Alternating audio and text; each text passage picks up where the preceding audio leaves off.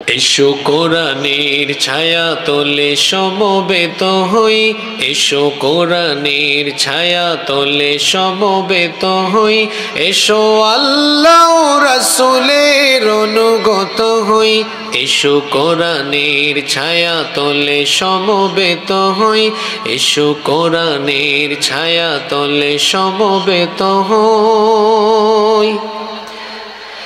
এসো আল্লাহর গুণগান করি, এসো তারি পথে জীবন গড়ি, এসো আল্লাহর গুণগান করি, এসো তারি পথে জীবন গড়ি।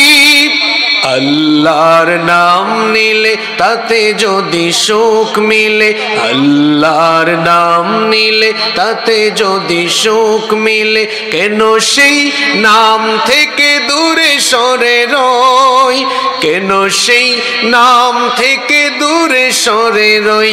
এসো কোরআনের ছায়া তলে সমবেত হই, এসো কোরআনের ছায়া তলে সমবেত হই, এসো আল্লাহ রাসূলের অনুগত হই, এসো কোরআনের ছায়া তলে সমবেত হই।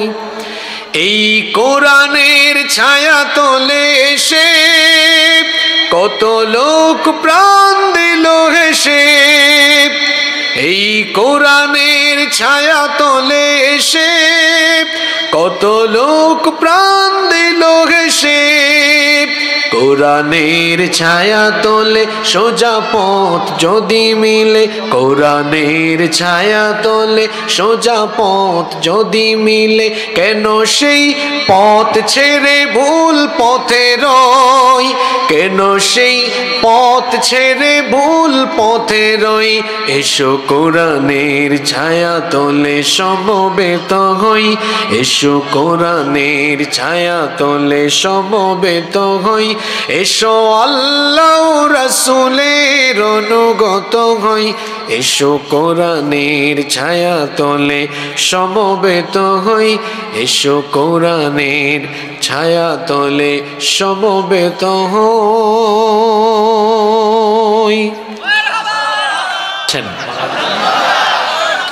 আলহামদুলিল্লাহ, আমিও আল্লাহর রহমতে ভালো আছি। যিনি আমাদেরকে সুস্থতার সাথে বাঁচিয়ে রেখে এই মাহফিলে আসার তৌফিক দিয়েছেন, সে আল্লাহর জন্য শুকরগুজার হয়ে পড়ছি আলহামদুলিল্লাহ। অসংখ্য অগণিত দুরূদ এবং সালাম প্রিয় নবী রাহমাতাল লিল আলামিন মুহাম্মদুর রাসূলুল্লাহ সাল্লাল্লাহু আলাইহি ওয়াসাল্লামের প্রতি, যাকে আল্লাহ আমাদের মানব জাতির হেদায়েতের জন্য পাঠিয়েছেন। আল্লাহুম্মা সাল্লি আলাইহি, আল্লাহুম্মা বারিক আলাইহি। সম্মানিত উপস্থিতি, আজকের এই মাহফিল আমাদের যুবক ভাইয়ের আয়োজন করেছে। এই যুবকেরা হচ্ছেন ইসলামের মেরুদণ্ড। মেরুদণ্ড যদি বাঁকা থাকে, মেরুদণ্ড যদি সমস্যা থাকে, তাহলে আপনি সোজা হয়ে দাঁড়াতে পারবেন না। ঠিক তেমনি একটি সমাজ সভ্যতা বা মুসলিম সমাজ বা রাষ্ট্রের যুবকরা যদি দিকভ্রান্ত হয়, যুবকরা যদি দুর্দশাগ্রস্ত সমস্যাগ্রস্ত হয়, তাহলে সেই সমাজ সভ্যতা রাষ্ট্র বা সেই উম্মাহ কখনো মাথা উঁচু করে দাঁড়াতে পারে না। যুবকরা হচ্ছে ইসলামের মূল সম্পদ। আমার দেশের যুবক ভাইয়েরা এই দেশের প্রতি তাদের কেমন টান, কেমন ভালোবাসা, তাদের ভেতরে কেমন দেশপ্রেম আছে এবং ইসলামের প্রতি তাদের কেমন দরদ আছে, সেটা আমরা গত জুলাই এবং আগস্ট মাসে দেখেছি। নতুন বাংলাদেশের রূপকার হচ্ছেন এই যুব সমাজ, কারণ তাদের অক্লান্ত ত্যাগ তিতিক্ষার বিনিময়েই আমরা আজকে নতুন বাংলাদেশের স্বাধীন মুক্ত বাতাসে আমরা এই সুন্দর প্রোগ্রামের আয়োজন করে এখানে বসতে পেরেছি আলহামদুলিল্লাহ। যুবক ভাইদেরকে মনে রাখতে হবে, স্বাধীনতা অর্জনের চাইতে স্বাধীনতা রক্ষা করা অনেক কঠিন। এজন্য নতুন যে স্বাধীনতা আমরা পেয়েছি, এটাই মূল স্বাধীনতা। কারণ আপনারা বলেন তো, আগস্ট মাসের পরে আজকে জানুয়ারির 5 তারিখ, আজকের দিন পর্যন্ত কোথাও কি কোনো দিনই কাজকর্ম করার জন্য আপনাদেরকে পারমিশন নিতে হয়েছে? আর এই দেশে যারা স্বাধীনতার চেতনার ব্যবসা করেছে, অবশ্য গত রাতে এই চেতনার ব্যবসার ধস নেমেছে। আপনারা জানেন কি না? গতকাল এক ব্যক্তি, একজন বিশেষ ব্যক্তি, তাকে বহু বছর পর বাংলাদেশের মানুষ দেখেছে। নাম কি? সবাই দেখছেন নাকি? একদম আসল স্বাধীনতার তথ্য ফাঁস করে দিয়েছে। এখনকার জেন জি যারা আছে, জেনারেশন জি, এরা তাদের কিতাবাদিতে বই পুস্তকে স্বাধীনতা পড়েছে একরকম, আর স্বাধীনতার যুদ্ধে যারা নেতৃত্ব দিয়েছে তাদের মুখের ভাষায় স্বাধীনতা ছিল আরেক রকম। বই পুস্তকে স্বাধীনতার চেতনার অনেক ট্যাবলেট এই জেনারেশনকে গিলিয়ে খাইয়ে দিয়ে চেতনার ব্যবসায়ীরা চেতনার ব্যবসা করতে চেয়েছিল, কিন্তু আল্লাহর কি কুদরত, তাদের সকল স্বপ্ন এখন দুঃস্বপ্নে পরিণত হয়েছে। সম্মানিত ভাইয়েরা, যুব সমাজকে এই নতুন দেশ গঠনের জন্য এগিয়ে আসতে হবে। কারণ নবী করিম সাল্লাল্লাহু আলাইহি ওয়াসাল্লাম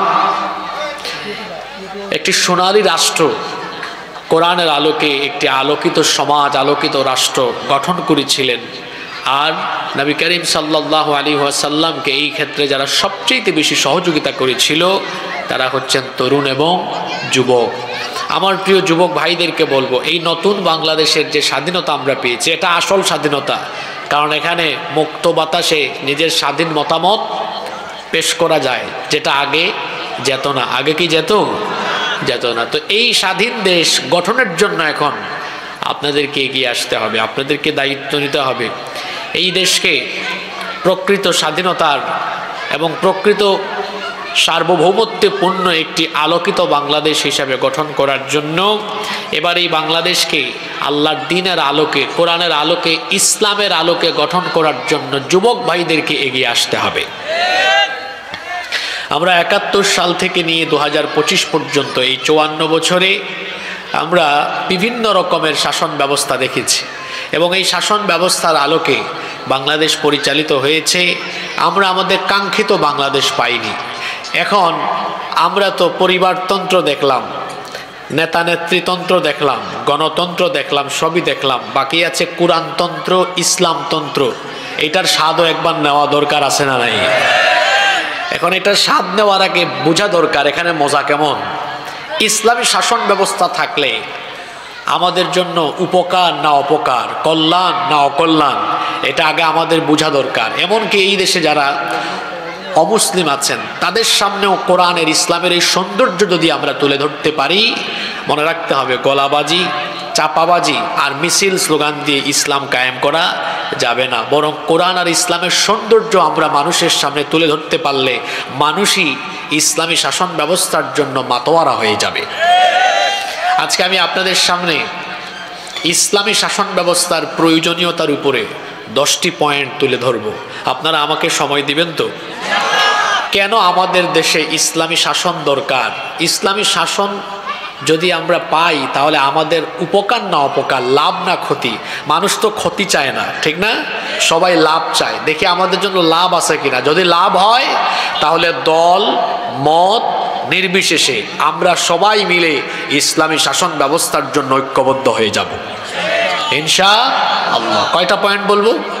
নাম্বার 1, ইসলামী শাসন ব্যবস্থা কেন দরকার?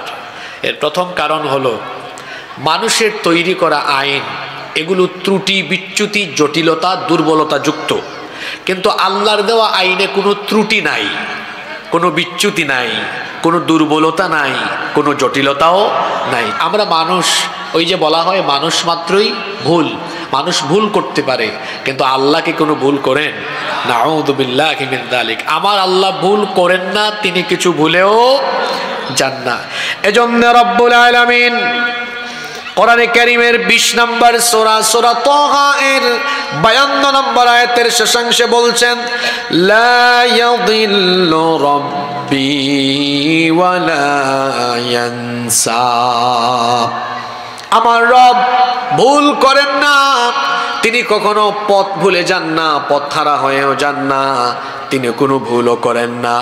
আমরা মানুষ, আমরা যদি আইন বানানো শুরু করি, দেশ পরিচালনার জন্য যদি আমরা আইন বানানো আরম্ভ করি, আমাদের বানানো আইনের মধ্যে ভুল থাকতে পারে, দুর্বলতা থাকতে পারে, কিন্তু আমার আল্লাহ হলেন ভুল ত্রুটি দুর্বলতা অক্ষমতা থেকে মুক্ত। সেই মহান সত্তা আমাদের জন্য একটি আইনের কিতাব দিয়েছেন। জোরে বলেন তো সেই কিতাবের নাম কি? এই কিতাবের মধ্যে কোনো ত্রুটি বিচ্যুতি দুর্বলতা জটিলতা কিছুই নাই। এজন্য আল্লাহ এই কিতাবের শুরুতে বলে দিলেন, তোমাদের জীবন পরিচালনার জন্য, জীবনের ব্যবস্থাপনার জন্য এমন এক কিতাব দিলাম। যালিকাল কিতাবু লা রাইবা ফীহি হুদাল লিল মুত্তাকিন। এটা এমন কিতাব যার মধ্যে কোনো সন্দেহ নাই। আমার দিকে তাকান, খুব মনোযোগ দেন। আজকে এমন কিছু কথা শুনবেন যা জীবনেও শুনেন নাই। মনোযোগী থাকেন, অমনোযোগী হইয়েন না। আমরা মানুষ, আমরা ভুল করি। এজন্য দেখা যায় ভুল করে কোনো আইন করলে আবার দেখা যায় পরবর্তীতে আরেকজন এসে ওই আইন কি করে সংশোধন করে। কিংবা ভুল না করলেও যদি কারো স্বার্থের বিপরীত হয়, যদি কারো ক্ষমতার স্বার্থের বিপরীত, চিন্তা চেতনার বিপরীত হয়, তখন পরের জন সুযোগ পাইলে ওই আইন কি করে বদলাই ফেলে, চেঞ্জ করে ফেলে, করে না? এজন্য দেখবেন বাংলাদেশ সহ পৃথিবীর যে সকল দেশে মানুষের বানানো আইন দিয়ে দেশ চলে, প্রত্যেকটা দেশের আইন বেশ কয়েকবার সংশোধন হয়ে গিয়েছে। কিন্তু আপনারা বলেন তো, আজ পর্যন্ত ১৫০০ বৎসর ধরে কোরআন এর একটা নোক্তা কি পরিবর্তন হয়েছে? পরিবর্তন করার কোনো দরকার হবে কেন? কারণ আল্লাহ একেবারে মানুষের জন্য প্রয়োজনীয় যা যা আছে সব একবারে কোরআন শরীফে দিয়ে দিয়েছেন। সুবহানাল্লাহ পড়েন। আর মানুষ আইন বানানোর সময় তখন সে সর্বপ্রথম তার ক্ষমতার স্বার্থ ঠিক থাকবে কিনা দেখে, লং টাইম ক্ষমতায় থাকা যাবে কিনা, তারপরে আমার দলের চারপাশের মানুষকে খুশি রাখা যাবে কিনা। আপনাদের কি মনে হয় মানুষ আইন বানায় সবার আগে জনগণের কথা চিন্তা করে না নিজের ক্ষমতার কথা চিন্তা করে? একেবারে নিরপেক্ষ মন নিয়ে বলেন, যে ব্যক্তি আইন বা যারা আইন বানাবে তারা কি আগে জনগণের কথা ভাববে না নিজের গদির কথা ভাববে? খুব ভালো মানুষ, আপনারা বুঝে ফেলছেন। এই জন্য আল্লাহ কামটা করছেন কি দেখেন, আল্লাহ জানেন এই মানুষ স্বার্থপর, সে সুযোগ পাইলেই তার স্বার্থ, ক্ষমতার স্বার্থ, দলের স্বার্থ দেখবে। এজন্য আল্লাহ মানুষের নিত্যদিনের প্রয়োজনীয় কোনো বিষয় মানুষের হাতে দেন নাই। যেমন নিত্যদিন আপনাদের কি লাগে? আপনাদের প্রতিদিন পানি লাগে কি লাগে না? আগুন, সবাই উত্তর দিবেন। আগুন, বাতাস, পানি, অক্সিজেন, সূর্য, আল্লাহ এগুলো মানুষের হাতে দিয়েছেন? দেন নাই কেন জানেন? এগুলো দিলে জুলাইয়ে নতুন বাংলাদেশ পাইতেন না। ফেরাউনের দল বলতো বেশি কথা বললে আগুন দিব না, পানি দিব না, অক্সিজেন দিব না, বিদ্যুৎ দিব, এই কি বলে বায়ু দিব না, বাতাস দিব না। মানুষ যে স্বার্থপর, তার একটু আদর্শের বিরুদ্ধে গেলেই এগুলো বন্ধ করে দিত, অক্সিজেন বন্ধ করে দিত। যতক্ষণ আমার কথা মতো না আসবা সব বন্ধ। এজন্য আল্লাহ কি করেছেন? নিত্য প্রয়োজনীয় নিত্যদিনের কোনো বিষয় আল্লাহ মানুষের হাতে তুলে দেন নাই। কারণ এই মানুষ সুযোগ পাইলে সবার আগে তার স্বার্থের কথা বিবেচনা করে। সুতরাং যে মানুষ আইন বানানোর সময় তার ক্ষমতা, তার দলের কথা বিবেচনা করে, সেই মানুষের বানানো আইন দিয়ে মানুষের ভাগ্য বদলাবে না। মানুষের ভাগ্য বদলাতে হলে আল্লাহর দেওয়া অপরিবর্তনীয় চূড়ান্ত কল্যাণকর এই কোরআনের আইনের দরকার আছে না নাই? এই জন্য ১ নম্বর পয়েন্ট, কেন ইসলামী শাসন ব্যবস্থা দরকার?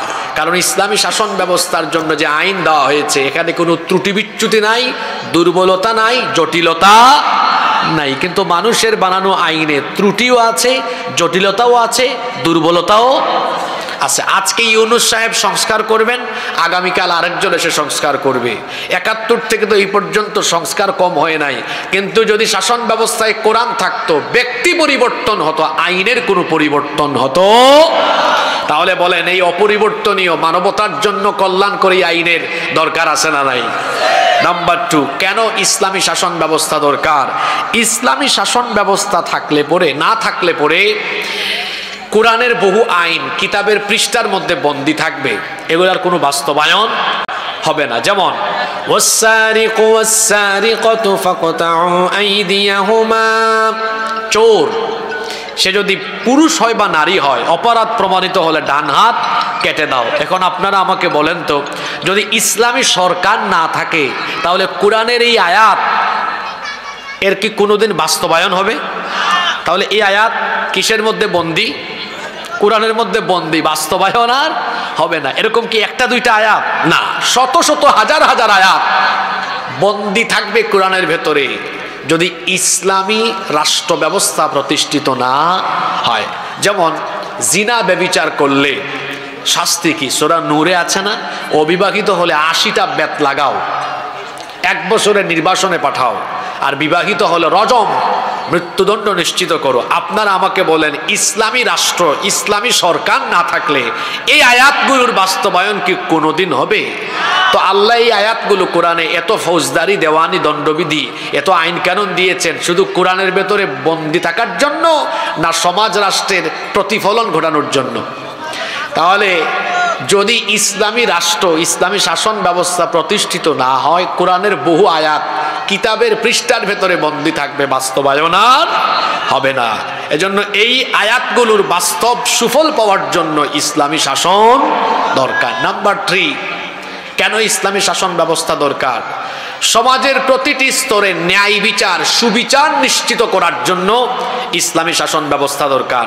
মানুষের তৈরি করা আইন কানুন দিয়ে যে সমাজ বা দেশ চলে, সেখানে নামে হয় বিচার কিন্তু বাস্তবে হয় মানুষের উপরে অবিচার। কারণ তারা বিচার ফয়সালা করতে গিয়ে সর্বপ্রথম তারা দেখবে যাকে বিচারের কাঠগড়ায় দাঁড় করানো হয়েছে, ওরে জেলখানায় রাখলে লাভ না জেলের বাইরে রাখলে লাভ। যদি জেলের ভেতরে রাখলে লাভ হয়, তাহলে সে যদি নিরপরাধ হয়, অপরাধ তারা নিজেরা নাটক করে বানায়া নিরপরাধ মানুষকে অপরাধী সাজায়া জেলখানায় বন্দী করে রাখবে।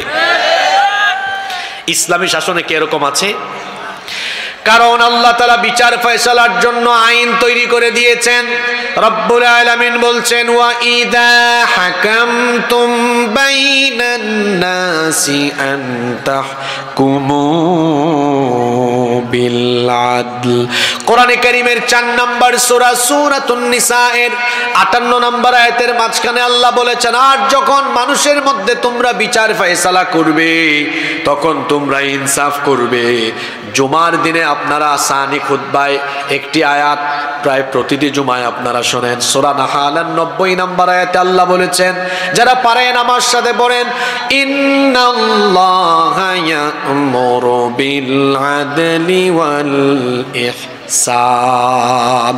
নিশ্চয়ই আল্লাহ তোমাদেরকে ন্যায় বিচার আর সদাচারের আদেশ দিচ্ছেন। আল্লাহ ন্যায় বিচারের আদেশ দিচ্ছেন। আর ইসলামী রাষ্ট্র ব্যবস্থায় কিভাবে ন্যায় বিচার নিশ্চিত হয়, একটা ঘটনা আমার মনে পড়েছে। ঘটনাটা কি বলবো? আল্লাহ নবী মদিনা রাষ্ট্রের প্রধান, তিনি প্রেসিডেন্ট, তিনি রাষ্ট্রপ্রধান। তার আদালতে একবার মাখজুমিয়া গোত্রের কুরাইশি একজন সম্ভ্রান্ত নারী চুরির অপরাধে তাকে আদালতে সুপর্দ করা হলো। এই মহিলাকে যখন আদালতে সুপর্দ করা হলো, তখন মদিনার মধ্যে সাহাবায়ে কেরাম পারস্পরিক গুঞ্জন আরম্ভ করেছেন, এত সম্ভ্রান্ত, এত নামি দামি বংশের নারী, আল্লাহ নবী যদি বিচার ফয়সালা করতে গিয়ে এই নামি দামি বংশের নারীর ব্যাপারে হাত কাটার রায় দিয়ে দেন, ওই বংশের কোনো মান সম্মান থাকবে না, ইজ্জত থাকবে না। সাহাবায়ে কেরাম চিন্তা করলেন, তাহলে কি করা যায়? সাহাবায়ে কেরাম এক জায়গায় জড়ো হয়ে মিটিং করছেন। সাহাবায়ে কেরাম চিন্তা করলেন, আমাদের কোনো একজনের উচিত নবীজির কাছে সুপারিশ নিয়ে যাওয়া, যাতে করে এই মহিলার ব্যাপারে বিচারের রায় একটু হালকা করে দেওয়া হয়। কিন্তু কোন সাহাবী যাবেন? কারো কোনো সাহস হয় না। অবশেষে সাহাবায়ে কেরাম পরামর্শ করলেন, নবীজি তো উসামা ইবনু যায়েদ রাদিয়াল্লাহু আনহুকে পছন্দ করেন, অনেক বেশি ভালোবাসেন। সুতরাং তারা বললেন, ভাই উসামা, তুমি রাসূলের কাছে যাও, গিয়ে তার কাছে সুপারিশ করো তিনি যেন এই সম্ভ্রান্ত বংশের নারীকে বিচারের রায় একটু হালকা করে দেন। তিনি যখন নবীজির কাছে এই সুপারিশ নিয়ে গেলেন, আল্লাহর নবী এই কথা শোনা মাত্রই তার অবস্থা এমন হলো, আসমান যেন তার মাথায় ভেঙে পড়ার উপক্রম হয়ে গেল। সঙ্গে সঙ্গে সকল সাহাবীদেরকে ডেকে তিনি বললেন, ও আমার সাহাবীরা, এত বড় দুঃসাহস কি করে তোমাদের হলো? শুধুমাত্র নামি দামি বংশের মহিলা হওয়ার কারণে বিচারের রায় তার ব্যাপারে হালকা করতে সুপারিশ করছো? আল্লাহর কসম করে বলছি, আজকে যদি আদালতের কাঠগড়ায় এই নামি দামি বংশের সম্ভ্রান্ত নারী না হয়ে আমার নিজের মেয়ে ফাতিমাতুজ জাহরা রাদিয়াল্লাহু আনহা, সেও যদি আদালতের কাঠগড়ায় থাকতো, অপরাধ করলে পরে আমি রাষ্ট্রপ্রধান হিসাবে আমার মেয়েকে আমি অপরাধ থেকে ছাড় দিতাম না, স্বজন প্রীতি দেখায়া বিচারের রায় হালকা করে দিতাম না, বরং আমি অপরাধ করলে পরে হাত কাটার আদেশ দিয়ে, হুকুম দিয়ে, রায় দিয়ে সেই দণ্ডবিধি কার্যকরের জন্য জল্লাদের হাতে তাকে সুপর্দ করতাম না, বরং বিচারের রায় দিয়ে বিচার যেন যথাযথ হয়, আমি বাপ হয়ে নিজেই আমার মেয়ের হাত কেটে ফেলে দিতাম। আল্লাহু আকবার। এই হলো ইসলামী শাসন ব্যবস্থার সুবিচারের নমুনা। আর মানুষের বানানো আইন যে সমাজে বা দেশে প্রতিষ্ঠা হয়, তাদের ছেলে মেয়েরা অপরাধ করলেও কোনো অসুবিধা নাই, তার দলের লোক হলে অসুবিধা নাই, 7 খুনো মাফ, ধরে নিয়ে গেলে ফোন যায়, এই ওসি কারে ধরেছে, এটা আমার লোক, তাড়াতাড়ি ছাড়ো, আছে না নাই? দেখেন না, নিজেদের দলের লোক হইলে চুরি বাটপারি করলেও কোনো অসুবিধা নাই। নইলে বেনজির এত চুরি করলো, তার সারা জীবনের বেতন, রেশন, ভাতা সব একত্রিত করলে 1 কোটি সামথিং হয়। এ বেটা এমন চোর, 2000 কোটি টাকার মালিক সে কিভাবে হলো? তারপরে আমার দেশে এক রাবেয়া বসরি ছিলেন, তিনি বলেছিলেন আমার বাসার পিয়ন ছিল, কত কোটি টাকার মালিক, কি ছাড়া চলে না? হেলিকপ্টার ছাড়া চলে না। তো আপনার পিয়নের যদি এই কারবার হয়, তাহলে পিয়ন থেকে আরো বড় যতগুলো আছে তারা যে কি কাম করেছে।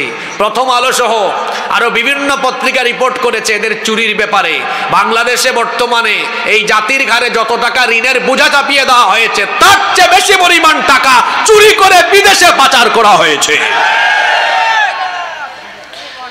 সম্মানিত ভাইয়েরা, ইসলামী শাসন ব্যবস্থা থাকলে পরে নিজের দলের লোক চুরি করলেও বিচার হয়। আর যদি শাসন ব্যবস্থায় মানুষের বানানো আইন থাকে, নিরপরাধ মানুষকে অপরাধী বানায়া তাদের উপরে জুলুম করা হবে। যদি মানুষের তৈরি করা আইন কোনো সমাজে বা দেশে থাকে, তার আদর্শের বিপরীত হলে সেই ব্যক্তিদেরকে ধরে ধরে অন্যায়ভাবে হত্যা করা হবে। ঠিক এই পরিস্থিতির শিকার হয়েছিলেন কোরআনের পাখি শহীদ আল্লামা দেলাওয়ার হোসেন সাঈদী। কোরআন প্রচার করেছেন এবং ভারতীয় আধিপত্যবাদের বিরুদ্ধে কথা বলেছিলেন বলে এদেশে যারা ভারতীয় 5টা গোলাম ছিল, ইন্ডিয়ান লেসপেন্সার, তারা তাদের প্রভুদেরকে ভারতকে খুশি করার জন্য আল্লামা সাঈদীকে চিকিৎসার নামে তারা হত্যা করেছে। এই দেশে যদি আপনার বাপের বিচার 50 বছর পরে হয়, এদেশের 18 কোটি মানুষ এই অবিচারের বিচার একদিন করেই ছাড়বে ইনশাআল্লাহ। যেই সমাজে মানুষের তৈরি করা আইন থাকে, সেখানে আদালত চত্বরে বহু নিরপরাধ মানুষের আহাজারি শোনা যায়, অপরাধ করে নাই, কোনো দোষ নাই, এই মানুষগুলো বিচারের নামে প্রহসনের শিকার হয়। কিন্তু যেই সমাজে, যেই রাষ্ট্রে ইসলামী শাসন ব্যবস্থা থাকবে, সেখানে মানুষের উপর কোনো জুলুম হবে, কোনো অবিচার হবে না, ন্যায় বিচার নিশ্চিত হবে। তাহলে ন্যায় বিচার পাওয়ার জন্য, সুবিচারের জন্য এই দেশে ইসলামী শাসনের দরকার আছে না নাই? নাম্বার 4, কেন ইসলামী শাসনের দরকার? ইসলামী শাসন ব্যবস্থা থাকলে পরে প্রতিটি মানুষ তার অধিকার পাবে, নারী তার অধিকার পাবে। আমার দেশে নারীরা সম্পদ থেকে বঞ্চিত, আমার দেশের মা বোনেরা তারা বিভিন্ন সেক্টরে লাঞ্ছিত, অধিকার হারা, অধিকার বঞ্চিত। ইসলামী শাসন ব্যবস্থা প্রতিষ্ঠিত হলে নারী তার অধিকার পাবে, যুবক তার অধিকার পাবে, শ্রমিকেরা আজ অধিকার বঞ্চিত, শ্রমিকেরা তাদের ন্যায্য পাওনা পায় না। ইসলাম প্রতিষ্ঠা হলে পরে শ্রমিক তার পাওনা পাবে। এভাবে করে প্রতিটি মানুষ, এমনকি প্রত্যেকটি প্রত্যেকটি ধর্মের মানুষ নিরাপদে থাকবে। অনেক সময় এদেশে যারা অমুসলিম আছে তাদেরকে উস্কে দেওয়ার অপচেষ্টা করা হয়, বলা হয় এই বাংলাদেশে যদি কোনো কালে কোনো সময়ে যদি ইসলাম কায়েম হয়ে যায় তাহলে তো অমুসলিমদের বিপদ আছে। আচ্ছা, মার চেয়ে মাসির দরদ বেশি, তো কি বিপদ আছে? এরা তো তোমাদের ঘর বাড়ি জ্বালায়া তারপর তোমাদের উপর জুলুম নির্যাতন করে শেষ করে ফেলবে। বলেন তো, উগ্রবাদ, চরমপন্থা আর অমানবিক কাজের শিক্ষাকে ইসলাম আমাদেরকে দেয়? যদি এখানে আশেপাশে কোনো অমুসলিম ভাই বোনেরা থাকেন বা পরবর্তীতে ইন্টারনেটে যারা আমাদের এই বক্তব্য শুনবেন, আমি সকল অমুসলিম ভাই বোনদেরকে বলছি, মায়ের কোলে শিশু যেমন নিরাপদ, ইসলামী রাষ্ট্রে অমুসলিমরাও তেমন নিরাপদ। ইসলাম কায়েম হলে আপনারা এখনকার চেয়ে আরো ভালো থাকবেন, কারণ এখন আপনাদেরকে নিয়ে অনেকে রাজনীতি করে, আবার রাজনীতির বলির পাঠাও আপনাদেরকে বানায়। কিন্তু ইসলাম কায়েম হলে পরে আপনাদেরকে নিয়ে কেউ রাজনীতি করার সুযোগ পাবে না। আপনাদের ন্যায্য পাওনা, ন্যায্য অধিকার প্রতিষ্ঠা করা হবে। কারণ আমার ইসলাম এত সুন্দর, অমুসলিমদের প্রতি অবিচার করতে এবং তাদের উপরে জুলুম করতে নিষেধ যিনি করেছেন, জুড়ে বলেন তিনি কে? রব্বুল আলামিন কোরআনে কারীমের 60 নম্বর সূরা সূরাতুল মুমতাহিনা এর 8 নম্বর আয়াতে বলছেন, লা ইয়ানহাকুমুল্লাহু আনিল্লাযীনা লাম ইউকাতিলুকুম ফিদ الدين ولم يخرجوكم من دياركم أن تبروهم وتقسطوا إليهم إن الله يحب المقسطين। আল্লাহ তাআলা বলছেন, যারা তোমাদের সাথে দ্বীনের ব্যাপারে যুদ্ধে জড়ায়নি এবং যারা তোমাদেরকে ঘর বাড়ি থেকে বিতাড়িত করেনি, সেই সকল অমুসলিমদের সাথে সদাচার করতে আল্লাহ তোমাদেরকে নিষেধ করছেন না, বরং আল্লাহ বলছেন তাদের প্রতি সদাচার করো, ইনসাফপূর্ণ আচরণ করো এবং তাদের উপর অবিচার করো না। আমার ইসলাম কত সুন্দর। হিন্দু, বৌদ্ধ, খ্রিস্টান ভাইয়েরা আমার আল্লাহর কথাগুলো শোনেন। আল্লাহ কত সুন্দর করে বলছেন, তোমাদের রাষ্ট্রে বসবাসরত অমুসলিমদের প্রতি অবিচার করো না, তাদের উপর জুলুম করো না। এমনকি আল্লাহ অন্য আয়াতে বলছেন, ওয়ালা তাসুব্বুল্লাযীনা ইয়াদউনা মিন দুনিল্লাহি ফায়াসুব্বুল্লাহা আদুওয়াম বিগাইরি ইলমিন ওয়া ইলমিন কাযালিকা যায়্যানা লিকুল্লি উম্মাতিন আমালুহুম সুম্মা ইলা রাব্বিহিম মারজিউহুম ফায়ুনাব্বিউহুম বিমা কানু ইয়ামালুন। অমুসলিমরা এই আয়াতগুলো শুনবেন। আমরা মুসলমানরা হিংস্র নই, জঙ্গি নই, আমরা উগ্রবাদী নই। আমার আল্লাহ আমাদেরকে শিখিয়েছেন, অমুসলিমদের উপাস্যকে তোমরা গালি দিও না, কারণ তোমরা যদি তাদের উপাস্যকে গালি দাও অজ্ঞতাবশত তারাও তোমাদের আল্লাহকে গালি দিয়ে বসবে। সুবহানাল্লাহ। এত সুন্দর শিক্ষা ইসলামের ভেতরে রয়েছে। এমনকি অমুসলিমদের উপাসনালয়েও হামলা চালাতে নিষেধ করা হয়েছে।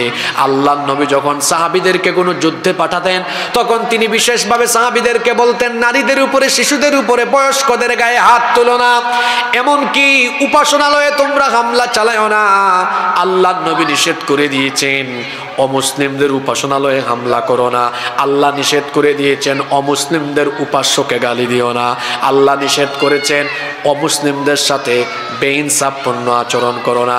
এই জন্য বলেছি, ইসলাম যদি কায়েম হয়, এই দেশে যদি কোরআনের আইন প্রতিষ্ঠা হয়, মায়ের কোলে শিশু যেমন নিরাপদ থাকে, 56,000 বর্গ মাইলে সকল অমুসলিমরা আমাদের কাছে নিরাপদ থাকবে। বুঝতেছেন কথা আমার? এখন অবস্থা এমন হয়ে গিয়েছে, ওই যে বললাম মার চেয়ে মাসির দরদ বেশি। আমাদের দেশে অমুসলিম যারা আছেন তাদের প্রতি আমরা কতটা আন্তরিক। এই দেশে আমরা সবাই মিলেমিশে একসাথে বসবাস করেছি, করছি, করব ইনশাআল্লাহ। কিন্তু পাশের দেশ থেকে আমাদের দেশকে অস্থিতিশীল করবার জন্য বিভিন্ন ধরনের পরিস্থিতি সৃষ্টি করার অপচেষ্টা করা হয়। আপনারা জানেন, সর্বশেষ ইসকনের মাধ্যমে চিন্ময় কুমার প্রভু এদের মাধ্যমে বাংলাদেশকে অস্থিতিশীল করবার অপচেষ্টা করা হয়েছে। সেই 5ই আগস্ট থেকে তাদের মিডিয়াগুলোতে প্রচার করা হয়েছে যে বাংলাদেশে নাকি হিন্দুদের ঘর বাড়ি জ্বালিয়ে পুড়িয়ে ছাই করে দেওয়া হচ্ছে। আচ্ছা বলেন তো, আপনাদের পাশেই তো সাতক্ষীরাতে, এই যে যশোরে, মনিরামপুরে, এইসব এলাকায় প্রচুর হিন্দু আছে। আমি এইসব এলাকায় প্রতি বছর মাহফিলে আসি, অনেক হিন্দু ভাই বোনরাও মাহফিলে আসে আমাদের আলোচনা শুনে। আপনারা বলেন, আপনাদের এই এলাকায় কোনো হিন্দুদের ঘর বাড়ি পুরানো হয়েছে? সামনে পুরানো হবে? কোনোদিনও না। ইসলাম আমাদেরকে এই শিক্ষা দেয় না। কিন্তু পাশের দেশের মিডিয়ায় আমাদের ব্যাপারে মিথ্যাচার ছড়ানো হয় যে বাংলাদেশে জঙ্গিবাদ, উগ্রবাদ কায়েম হয়ে গিয়েছে, এখানে হিন্দুদের ঘর বাড়ি জ্বালিয়ে পুড়িয়ে ছাই করে দেওয়া হচ্ছে। আমি বলি, নিজের চরকায় তেল দাও। আমাদেরকে জঙ্গি বলার আগে আয়নায় নিজের চেহারা দেখো। আমরা জঙ্গি নই, বরং পৃথিবীর ইতিহাসের কুখ্যাত জঙ্গি হলে তোমরা। তোমরা কি কি জঙ্গিবাদী কাজ করেছো সব রেকর্ড আমাদের কাছে আছে।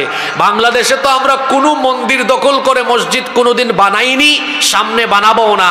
কিন্তু তোমরা এমন উগ্রবাদী জঙ্গি, তোমরা এমন কালপ্রিট, এমন সন্ত্রাসী, তোমরা আমাদের শত শত বছরের ঐতিহ্য বাবরি মসজিদ দখল করে রাম মন্দির বানিয়ে গোটা দুনিয়ার 200 কোটি মুসলমানদের কলিজায় আগুন লাগিয়ে দিয়েছো। জঙ্গিবাদী আমরা না। আমাদেরকে এই কথা বলার আগে আয়নায় নিজের চেহারা দেখো। হায়দ্রাবাদে, সিকিমে, গুজরাটে, কাশ্মীরে তোমরা কি করেছো পৃথিবীর মানুষ জানে এগুলো। কাশ্মীরে তোমরা আমাদের মুসলমান ভাই বোনদেরকে পিটাও আর আমাদেরকে সাম্প্রদায়িক সম্প্রীতির সবক দাও। এই বাংলাদেশে সাম্প্রদায়িক সম্প্রীতি ছিল, আছে, থাকবে। আমরা তোমাদের মতো উগ্রবাদী নই, তোমাদের মতো জঙ্গি নই, সন্ত্রাস নই। মুসলমান কখনো জঙ্গি হয় না। ইসলাম এসেছে জঙ্গিবাদ, সন্ত্রাসবাদের শিকড়কে কেটে ফেলার জন্য। বরং যারা সবক দেয় তাদের ইতিহাস আমাদের জানা আছে গো। আরএসএস এর গুন্ডা, গুজরাটের কসাই নরেন্দ্র মোদী গুজরাটে কি করেছে আমাদের জানা আছে। তারই হুকুমে কাশ্মীরে কি হয় আমাদের জানা আছে। তার দেশের মিডিয়াগুলা, ওই যে রিপাবলিক বাংলা এক চ্যানেল আছে, ময়ূখ রঞ্জন, ব্যাং যেমন লাফায় ও তেমন লাফায়। বাংলাদেশের মানচিত্র ডিসপ্লেতে এনে বলবে, এই যে চট্টগ্রাম, রংপুর, সিলেট আমরা দখল করে ফেলবো। চট্টগ্রাম, সিলেট আর রংপুর তোর বাপ দাদার নাকি? তুই দখল করে ফেলবি আর আমরা বসে থাকবো? এই দেশের 1 ইঞ্চি জমিনের দিকে কেউ যদি হাত বাড়ায়, এদেশের 18 কোটি মানুষ সেই কালো হাত ভেঙে চুরে টুকরা টুকরা করে ফেলবে। এদেশে একজন মানুষ বেঁচে থাকতে এদেশের 1 ইঞ্চি জমিকে কেউ অবৈধভাবে দখল করতে পারবে? আমি আবারও বলছি, আমরা যুদ্ধপ্রিয় নই, আমরা শান্তিপ্রিয় মানুষ। বাংলাদেশের মুসলমান শান্তিপ্রিয়। আমরা উগ্রবাদীও নই, উচ্ছৃঙ্খল নই, যুদ্ধপ্রিয়ও নই, আমরা শান্তিপ্রিয়, আমরা শান্তিতে বিশ্বাসী। কিন্তু আপনারা যদি নিজেরাই অশান্তির দাবানল জ্বালিয়ে আর আমাদের গা ঘেঁষায় ঘেঁষায় আমাদেরকে অশান্তির দিকে নিয়ে যাওয়ার চেষ্টা করেন, আমরা তো ডিফেন্সিভ, আমরা কাউকে আক্রমণ করি না। তবে মুসলমান বীরের জাতি আক্রান্ত হলে কাউকে কখনো ছেড়ে দেয় না। একটা সিংহ ঘুমিয়ে আছে, আপনি তার কানের কাছে গিয়ে খুচাখুচি করলেন, তার ঘুম যদি ভেঙে যায় তারপরে আচরণটা কেমন হবে বুঝতেই পারছেন। তো মুসলমান তো স্বভাবত সিংহের জাতি, কিন্তু শান্তিপ্রিয়। কিন্তু আপনি যদি সেই শান্তিপ্রিয় মুসলমানের কানের কাছে গিয়ে কিংবা তাদের কাছে ঘেঁষে আপনি যদি অশান্তির দাবানল জ্বালিয়ে দেওয়ার চেষ্টা করেন, সেই মুসলমান সিংহের মতো যখন গর্জে উঠবে, পরিণতি কিন্তু ভয়াবহ হয়ে যাবে।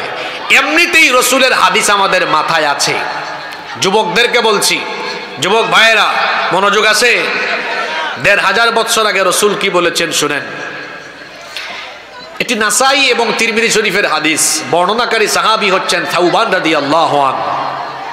তিনি বলছেন, আল্লাহর নবী বলেছেন, ইসাবাতানি মিন উম্মতি আহরাজাহুমাল্লাহু মিনান নার। আমার উম্মতের 2টা দলকে আল্লাহ তাআলা জাহান্নাম থেকে মুক্তি দিয়েছেন, এদেরকে আল্লাহ বিনা হিসাবে জান্নাত দিবেন। আপনারা সুবহানাল্লাহ পড়বেন না? কয়টা দলকে আল্লাহ জাহান্নাম থেকে মুক্তি দিয়েছেন?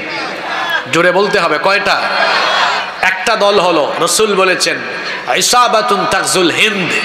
একটি দল হলো যারা হিন্দুস্তানের বিরুদ্ধে যুদ্ধে অংশ নিবে, হিন্দুস্তানের বিরুদ্ধে যুদ্ধে অংশ নেওয়া প্রতিটি মুসলমানকে আল্লাহ জাহান্নাম থেকে মুক্তি দিবেন।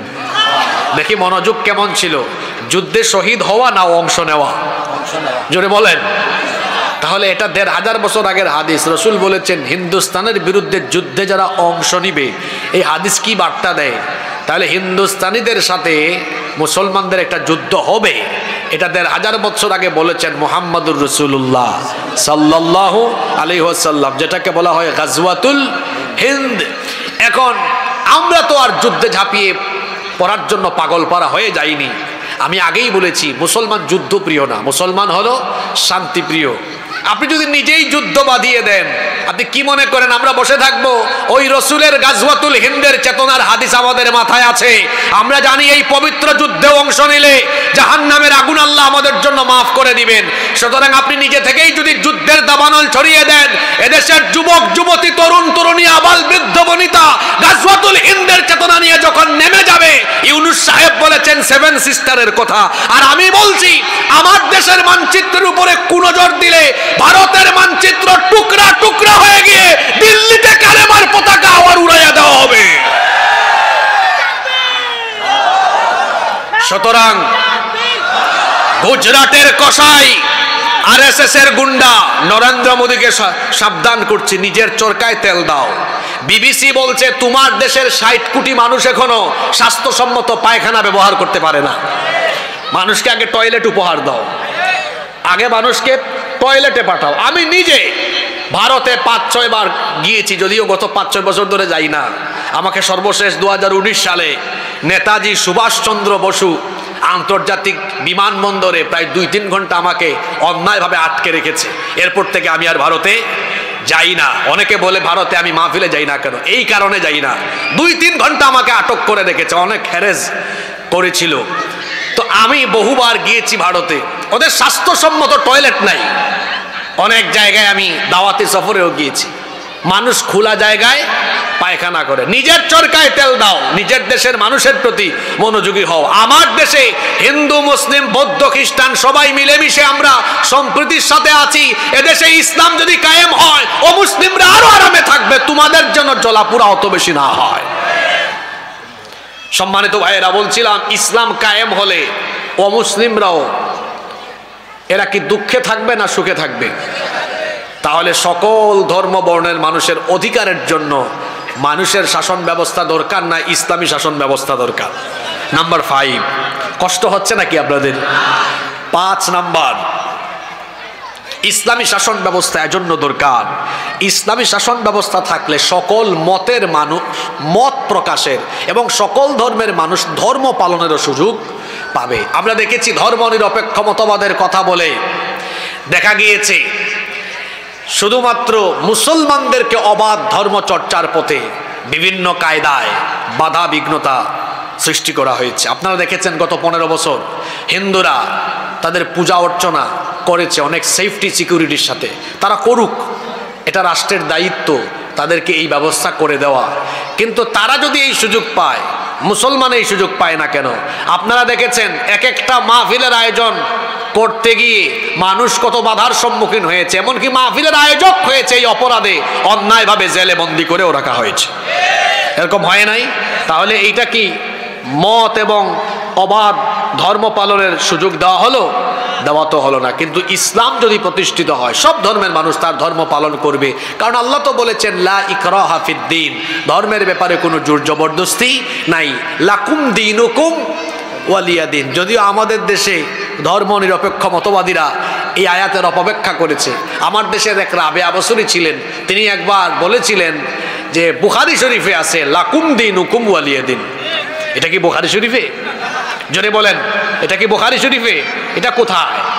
এটা কোরআনে আছে, লাকুম দীনুকুম ওয়ালিয়া দিন। এই রাবেয়া বসরি আর আরেক আব্দুল কাদের জিলানী পেয়েছিলাম ওই নারায়ণগঞ্জে কুতুব। ও বলেছে 70 রাকাত তাহাজ্জুদ রাতের বেলা পড়ে, তার নাম দিয়েছে আব্দুল কাদের জিলানী। আমি আর এইদিকে পাইছি আরেক রাবেয়া বসরি, উনি বলেছেন আমি সকালবেলা ঘুম থেকে উঠে সবার আগে জায়নামাজ খুঁজি। তো এই রাবেয়া বসরি জায়নামাজ খুঁজেন, ওইদিকে আব্দুল কাদের জিলানী রাতের বেলা তাহাজ্জুদে দাঁড়ায় থাকে, আর সারাদিন আলেম উলামা ধরে জেলখানায় ভরে রাখে, আর তরুণ যুবক ছাত্রদের গায়ে তাদের বুকে গুলি করার জন্য তারা পুলিশকে আদেশ করে। এই ছিল তাদের চরিত্র। সম্মানিত ভাইয়েরা, ইসলাম যদি কায়েম হয়, লাকুম দীনুকুম ওয়ালিয়া দিন, তোমার ধর্ম তোমার, আমার দিন আমার, যে যার ধর্ম পালন করবে। বলা হয় ধর্ম যার যার, উৎসব নাকি সবার। এটা একটা কুফরি কথা। ধর্ম যার, উৎসবও তার। যদি ইসলামী শাসন ব্যবস্থা প্রতিষ্ঠিত হয়, সকল ধর্মের মানুষ তার উৎসব নিরাপদে নির্বিঘ্নে সেফটি সিকিউরিটির সাথে পালন করবে, কাউকে কোনো বাধা দেওয়া হবে না। নাম্বার 6, 6 নম্বর, ইসলামী শাসন ব্যবস্থা যদি প্রতিষ্ঠিত হয়ে যায়, তাহলে সমাজ এবং রাষ্ট্রে অপরাধ প্রবণতা কমে যাবে। চুরি কমবে, ডাকাতি কমবে, জিনা, ব্যভিচার, খুন, হত্যা, গুম, লুণ্ঠন, রাহাজানি, চাঁদাবাজি, টেন্ডারবাজি কমে যাবে।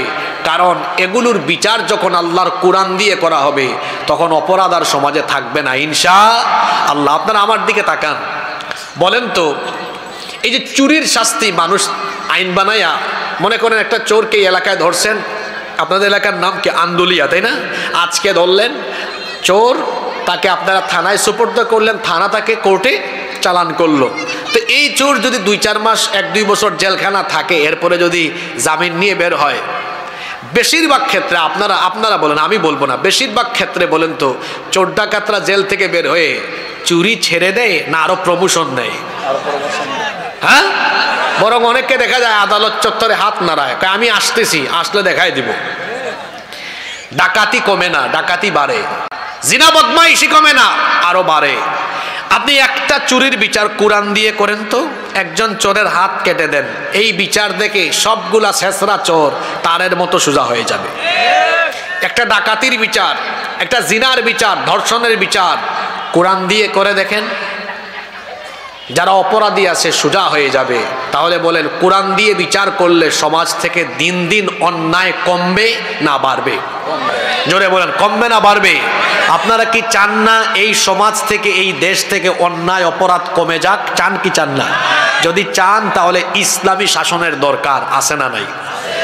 দেখেন, ইসলামী শাসন আমি আপনাদের উপর চাপায়া দিচ্ছি না, আমি জাস্ট প্রয়োজনীয়তা তুলে ধরছি, এরপরে সিদ্ধান্ত নেবেন আপনি যেটা আমার জন্য লাভ না লস। মানুষ তো লাভের দিকেই থাকে, ঠিক না? যদি লাভজনক হয় সিদ্ধান্ত নেবেন, না এটার জন্য আমার দরকার আছে। এবার শুনেন, এখানে যুবক আছে না, বেকার আছে না, অনেকে কাজ কাম নাই, এই পয়েন্ট তাদের জন্য। সবাই রেডি তো? কয় নম্বরে আসলাম? 7 নম্বর পয়েন্ট। কষ্ট হচ্ছে নাকি আপনাদের? আমি তো পয়েন্ট ভিত্তিক বলছি। 7 নম্বর, ইসলামী শাসন ব্যবস্থা থাকলে এই দেশে একজন গরিব মানুষ থাকবে না। কয়জন বললাম? জোরে বলেন তো। আমি চ্যালেঞ্জ করে গেলাম এখানে, চ্যালেঞ্জ, আই ক্যান চ্যালেঞ্জ, একজন আঙ্গুল দিয়ে বললাম, একজন গরিব মানুষ এই দেশে থাকবে। যে আমার ভাই বক্তব্যের আগে বললেন যে মানুষ, এদেশের মানুষের খাদ্যের দায়িত্ব সরকার নেবে, তিনি তো আর বক্তব্যের সময় পাননি, এই জন্য ব্যাখ্যা করে বলেননি আর কি, ওই সংক্ষিপ্ত কথা বলে গিয়েছেন। এখন ব্যাখ্যা আমি আপনাকে দেই যে সরকার কেমনে দায়িত্ব নিবে। একটা ক্ষুধামুক্ত, দারিদ্র্যমুক্ত, অভাব অনটন মুক্ত বাংলাদেশ আপনি পাবেন। কখন পাবেন? আল্লাহর দেওয়া অর্থনৈতিক ফর্মুলা যখন আপনি গ্রহণ করবেন, যখন সুদের পরিবর্তে জাকাত ভিত্তিক অর্থনীতি আপনি প্রতিষ্ঠা করবেন, একজন গরিব এই দেশে থাকবে না। 2টা উদাহরণ দিব, একটা ছোট করে আর একটা বড় করে। আন্দালিয়া, এটা গ্রামের নাম তাই না? আন্দুলিয়া। এই আন্দুলিয়া গ্রামে জনসংখ্যা কত হবে আনুমানিক? 5000। Okay fine. আন্দুলিয়াতে আমরা মসজিদ কমিটি থেকে জাকাত কালেকশন করলাম। প্রতি বছর জাকাত দেওয়া হয় না? মনে করেন এই এলাকায় 200-300 মানুষের উপর জাকাত ফরজ। এটা আমরা একসাথে এক জায়গায় কালেক্ট করে মোট হইছে জাকাতের টাকা 2 লাখ। জোরে বলেন, কয় লাখ? আমার দেশে যারা জাকাত দেয় 99% মানুষের জাকাত আদায় হয় না। এরা জাকাতের ফর্মুলা জানে না। জাকাত অন্যান্য দান সৎকার মতো দিলে হয় না, জাকাতের খাত নির্ধারিত, এবং জাকাতের উদ্দেশ্য হলো সমাজ থেকে দারিদ্রতা আর বেকারত্ব দূর করা। দান সৎকার মতো জাকাত নয়। আবার বলছি, দান সৎকা আর জাকাত এক বিষয় নয়। যেমন আপনি দান মাহফিলেও করতে পারবেন, দান মসজিদেও করতে পারবেন। জাকাতের টাকা যেখানে মন চায় সেখানে দিতে পারবেন না। জাকাতের খাত কয়টা? 8টা। জোরে বলেন কয়টা? তাহলে দান আর জাকাত কি একরকম না? আবার জাকাতের উদ্দেশ্য দান করা নয়, জাকাতের উদ্দেশ্য হলো বেকারত্ব, দারিদ্রতা মানুষের দূর করে দেওয়া। এখন আমি একটু আগে বললাম মোট কত টাকা তোলা হয়েছে? জোরে বলেন কয় লাখ? আপনি চাইলে 500 টাকা জনপ্রতি দিলে 400 জন মানুষের মধ্যে 2 লক্ষ টাকা বিতরণ করতে পারবেন। কত টাকা? 2 লক্ষ টাকা। কত জনের মধ্যে? 400 জনের মধ্যে। কত করে জনপ্রতি? মানুষ বলে আন্দোলিয়ায় 400 মানুষকে জাকাতের টাকা দেওয়া হয়েছে। এটা শুধু ভাব দেখানো হবে, ফুটানি হবে। আপনি এই 2 লক্ষ টাকা 400 জন মানুষকে না দিয়ে মাত্র 4 জন গরিব মানুষকে দেন। আপনি বলবেন হুজুর আপনি তো বড় সাংঘাতিক মানুষ, 396 জন মানুষের নসিব কেটে দিয়ে আপনি মাত্র 4 জনকে দিবেন। হ্যাঁ, এই এলাকার একজন বিধবা নারী খাইতে পারে না, চলতে পারে না, তারা একটা সেলাই মেশিন কিনে দেন। তাইলে এই পরিবার চলার ব্যবস্থা হলো কি হলো না?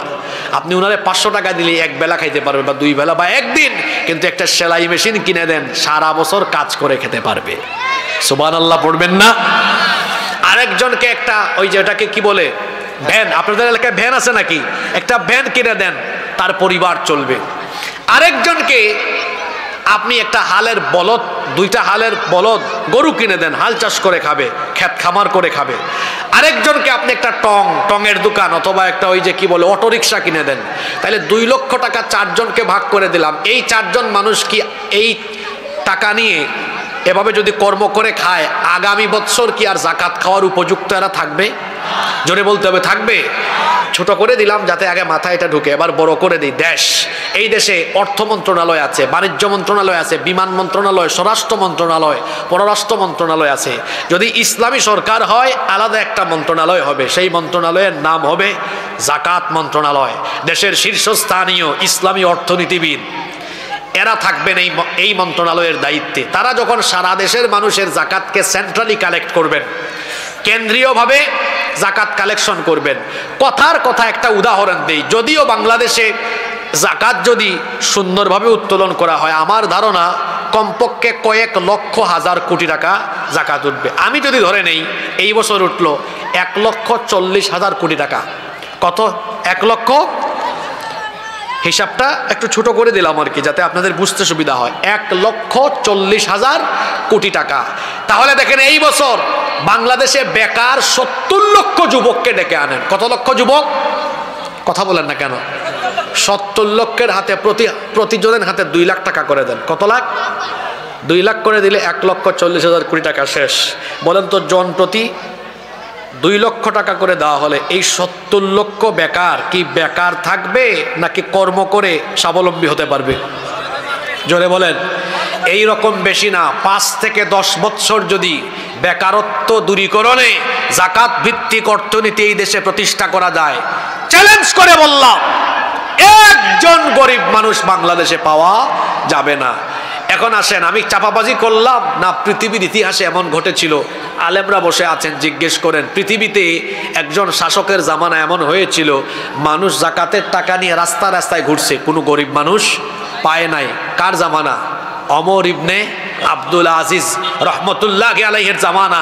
তিনি ইসলামী শাসন ব্যবস্থার সুফল তার সমাজের মানুষকে দেখিয়েছেন।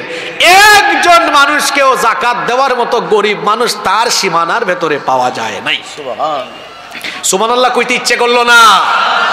তাহলে বাংলাদেশও এরকম দারিদ্র্যমুক্ত, ক্ষুধামুক্ত হোক। আপনারা চান কি চান না? তাহলে ইসলামী শাসনের দরকার আছে না নাই? 8 নাম্বার। কষ্ট হচ্ছে আপনাদের? কেউ উঠিয়েন না, শেষ করে উঠেন। শেষ ভালো যার, সব ভালো।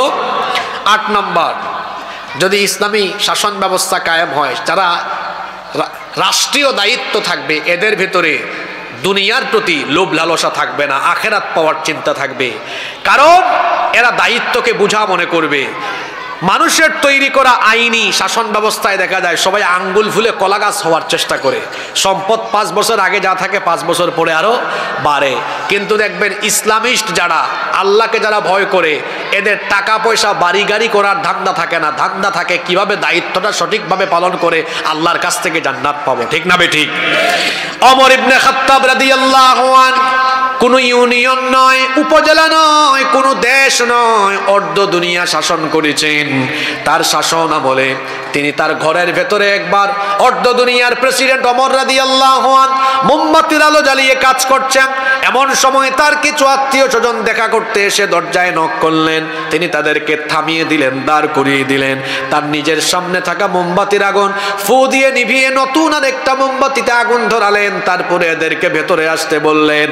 এরা জিজ্ঞেস করলেন, আমিরুল মুমিনিন, আপনার সামনে একটা মোমবাতিতে আগুন ধরানো ছিল, সেটা ফু দিয়ে নিভিয়ে কেন নতুন আরেকটা মোমবাতিতে আগুন ধরালেন? তিনি তখন বললেন, তোমরা আসার আগ পর্যন্ত জনগণের টাকায় কেনা মোমবাতির আগুন জ্বালিয়ে জনগণের কল্যাণে রাষ্ট্রীয় কাজ করছিলাম। তোমরা যখন আসলে মনে মনে চিন্তা করলাম, রাষ্ট্রের টাকায় জনগণের টাকায় কেনা মোমবাতির আগুন জ্বালিয়ে যদি আমি তোমাদেরকে ঘরের ভেতর ঢুকায়া সেই মোমবাতির আলোতে বসে আমরা ব্যক্তিগত কথা বলি, জনগণের সম্পদ নষ্ট হবে, দেশের সম্পদ নষ্ট হবে, আমার উপর যে আমানতের দায়িত্ব দেওয়া হয়েছে তার খেয়ানত হবে, আল্লাহর কাছে আসামি হয়ে জালেম হয়ে কিয়ামতের সামনে দাঁড়ানো লাগবে। এই ভয় যখন আমার অন্তরে আসলো, জনগণের টাকায় কেনা মোমবাতির আগুন ফু দিয়ে নিবিয়ে নিজের টাকায় কেনা মোমবাতির আগুন জ্বালিয়ে তোমাদের সাথে কথা বলছি। এটা কোন শাসনের নমুনা?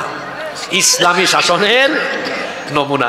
এই দেশে ফখরুদ্দিন মঈনুদ্দিনের আমলে মনে আছে নাকি এই দুইজন ব্যক্তির নাম? আরে বাপরে বাপ, এদের বয়ে কি আওয়ামী লীগ, কি বিএনপি, কি জাতীয় পার্টি, সব দলের মানুষ নিয়ে অনেককে। আমি তখন মাদ্রাসায় পড়তাম, আমি নিজেও দেখছি যে সেনাবাহিনী ধরে অনেককে খালের মধ্যে চুবাইছে। তুই চুবা। আপনাদের এলাকায় হয়েছে কিনা? হয়েছে না?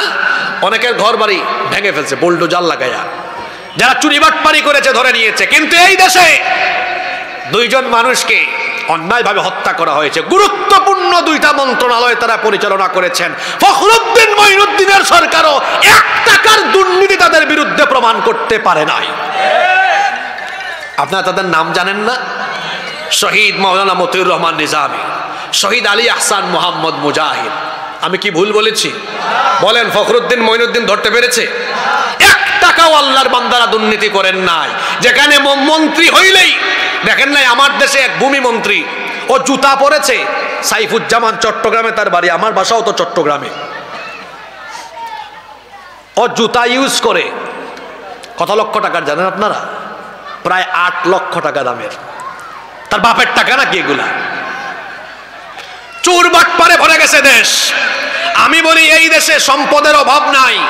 এই দেশে সম্পদের খনি যেমন আছে, তেমনি এই দেশে চোর ডাকাতের খনিও আছে। এই দেশে সম্পদের অভাব নাই, আছে শুধু ভালো মানুষের অভাব।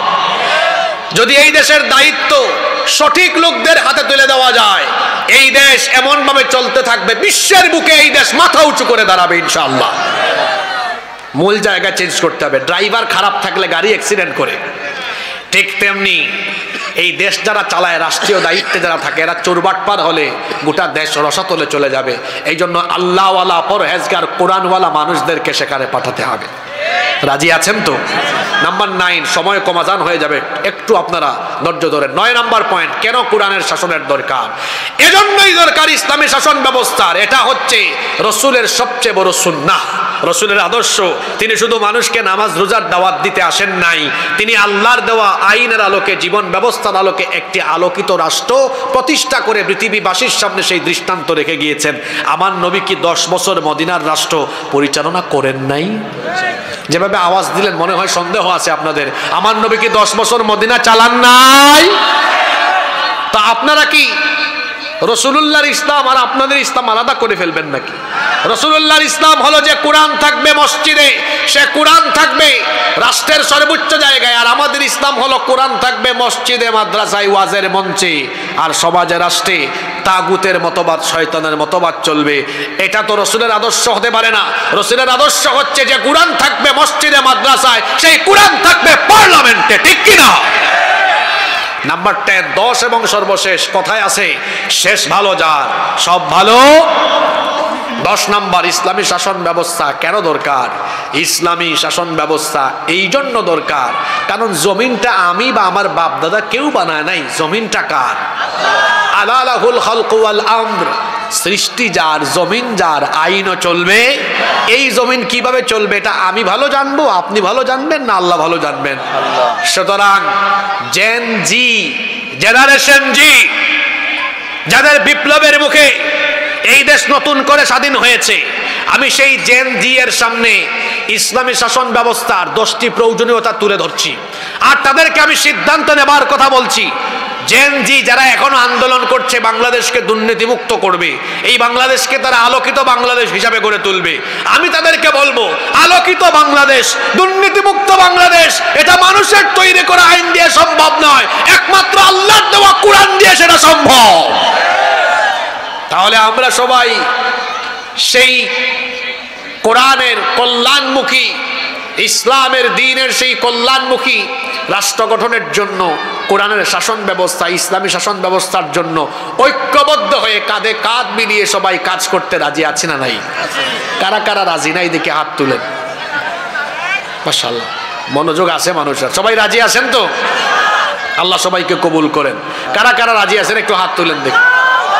মাশাআল্লাহ, রাজি আছেন। যুবকদেরকে এগিয়ে দেন, তারা এত সুন্দর আয়োজন করেছে, একটা আবদার করেছে, এই মাইক টাইক যে আনছে এগুলো একটু ঘাটতি রয়ে গেছে, একটু হাত তুলেন না, হাত তুলেন। এবার হাতটা নামাইয়া পকেটে ঢুকান, মানুষের পকেটে ঢুকায়েন না। এই যে আমার যুবক ভাইরা যাবে, একটু আপনার তাদেরকে সহযোগিতা করেন যেন এই খরচাপাতিটা তারা আঞ্জাম দিতে পারে, আমাদের পয়সাগুলো দিনের কাজে খরচ হবে। আল্লাহ সবাইকে কবুল করে। কই নাই দেন? তাইলে আমাদের এই বাংলাদেশকে নতুন করে একটি সুন্দর আলোকিত বাংলাদেশ হিসাবে পাওয়ার জন্য আমরা ইসলামী শাসনের পক্ষে থাকবো না বিপক্ষে থাকবো? আওয়াজ তো বড় কম হইল। হ্যাঁ, আজকে কি ওয়াজ যশোরে হয় না অন্য এলাকায় হয়? যশোরের মানুষ তো এমন না। আপনারা কি যশোর না ঝিনাইদহ? ঝিনাইদহ তো পাশে, ঝিনাইদহর মানুষ তো কথা বলে। আমরা সবাই ঐক্যবদ্ধ থাকবো তো ইনশাআল্লাহ। আল্লাহ সবাইকে তৌফিক দান করেন।